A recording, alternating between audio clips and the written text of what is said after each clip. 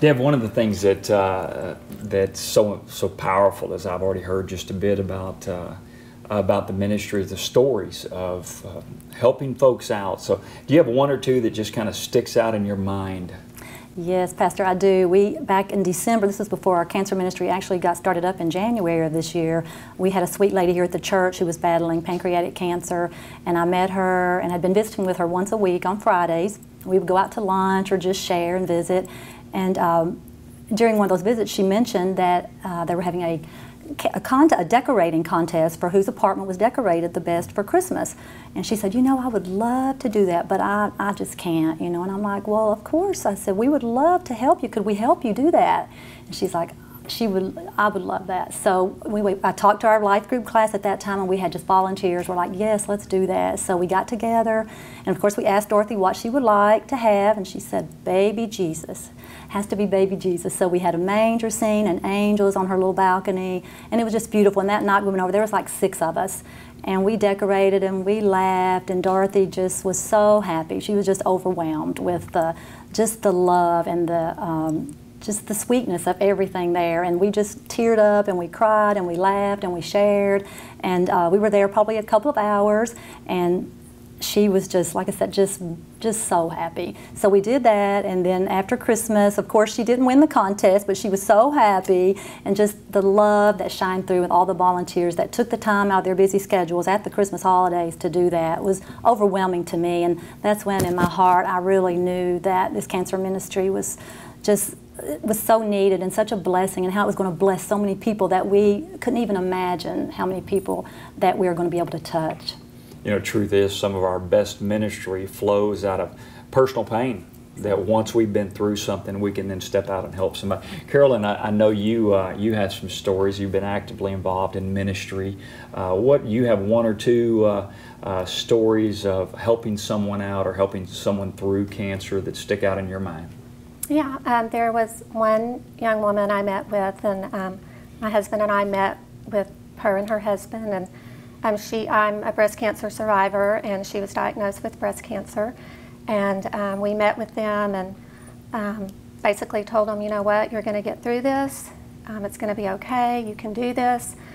She had 3 young children, and you know it's very hard going through this, and you have a lot of needs that need to be met. And one of the things I always like to do when I talk to people is make them a care bag, and to take to the hospital, because someone had done that. One of my really good friends had done that for me, and I put Bible verses in it and magazines and things to eat, and anyway, it was just really a joy meeting with them and helping them through that. Now, as we think about the future of the ministry, as God puts all the stories together and the people together, where do you see this ministry going? I think one of the things that we want to communicate to people, that this isn't a ministry just for folks in our church, but could even reach beyond the walls. Deb, you got any thoughts on who we might minister to? Yes, definitely. We want to reach as many people as we can, and right now most of our families are coming from McKinney, Plano, Frisco, and Allen. But wherever the Lord leads us, we're willing to go and help people. So we're just praying that people will reach out to us and want the help that we can provide for them. Yeah. And as they reach out to us, then that's where that whole volunteer base comes in. That people then need to come around, because you only have so much time, so much energy, so much resource, so much opportunity to help.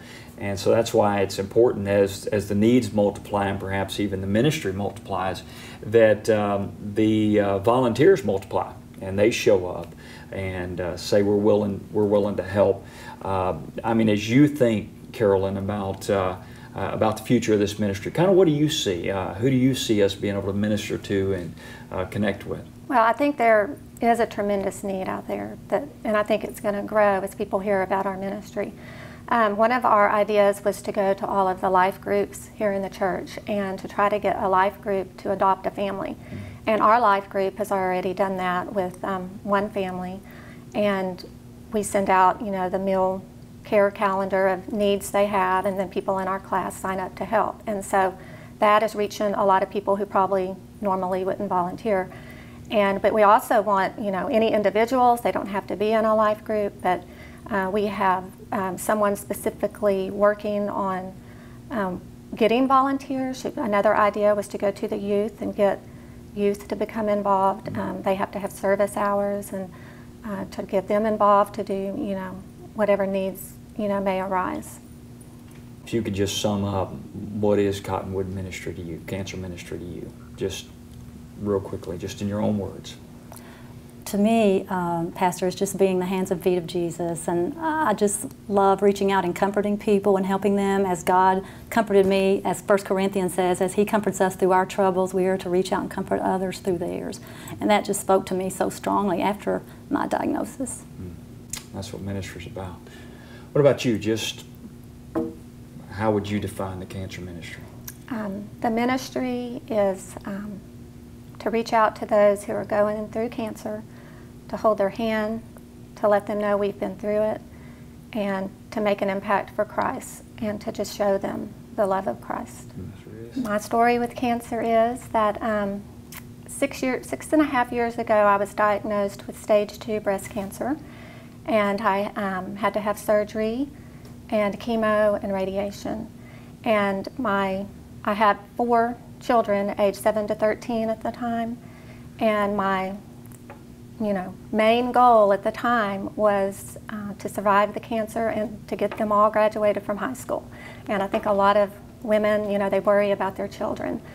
And so my form of cancer on a scale of 1 to 10 was a 10 in aggressiveness, very aggressive, and it usually comes back within 3 years, sometimes 5. So I'm at my 6.5-year mark, and so it's looking good so far.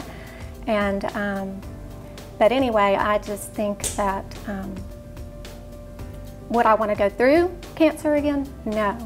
But having gone through it, I can't tell you just the wonderful people I have met and how it's changed my life. And cancer changes you, and you meet other people with cancer, and it really is kind of like a bond. And there's so many people that, wonderful, caring, giving people I never would have met had I not had cancer. And so it really is a blessing, and it's a blessing to be able to give back through this ministry and to be able to help others get through it.